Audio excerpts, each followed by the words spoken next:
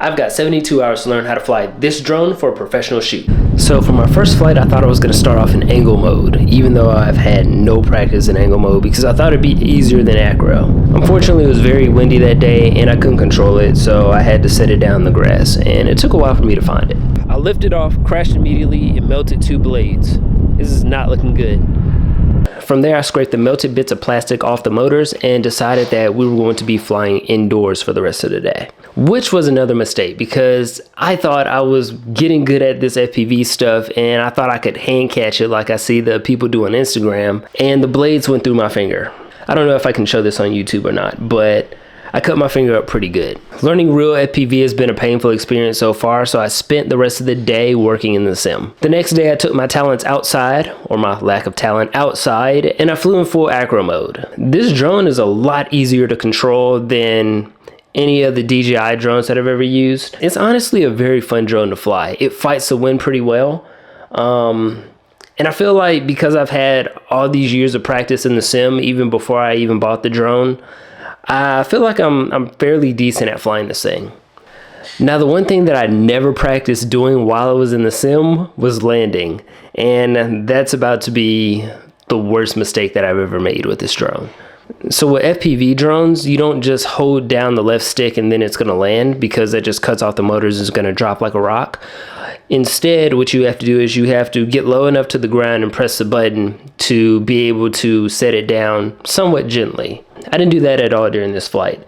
I tried to fly at line of sight and I basically pitched it backwards, and then I tried to correct it by pitching it forward, and I gave it a lot of throttle and then I cut it off. So of course, whenever you shut it off, there's no image, so you don't see that this drone smacked into the ground at full throttle and broke off one of the antennas, which I found later in the parking lot.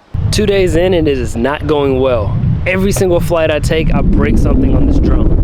My third flight, I broke one of the antennas.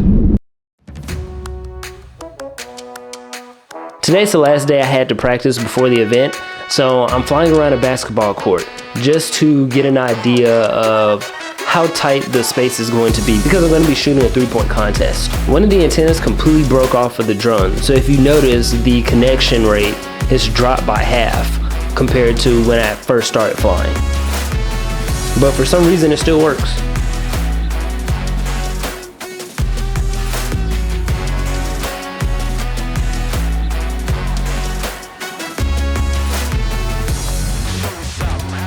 Today's the day of the event, and we're gonna see if my hard work is going to pay off.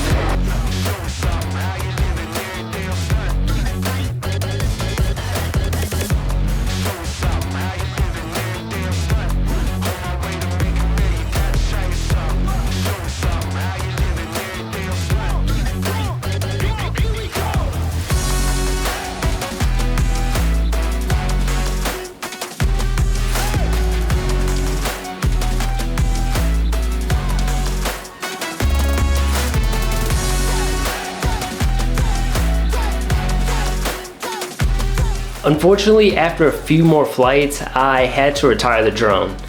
I took apart the air unit and realized that the antenna snapped off of the board completely. So there's no way that I can fix it without micro soldering it. And that's another skill that I do not have. So for now, that drone's gonna be grounded, and that's gonna be the end of this experiment. But yeah, it's been a fun experience. I learned a whole lot flying FPV for the first time. And I hope to get back into it. I finally got the other batteries. I only had like 2 batteries to use, so I only had like 4 minutes of flight time during that entire event. So now I've got more batteries, but I don't have a drone to use it with. So we're gonna change that in the near future. If you want to use drones in your professional work, you're going to need a Part 107. I've left a link to how I got my Part 107 in the description below. You can find it right there. For more videos on how I got started flying drones, you can find it at this playlist right here. So thank you so much for watching. Hopefully you learned something that you can use to create the life that you want to live.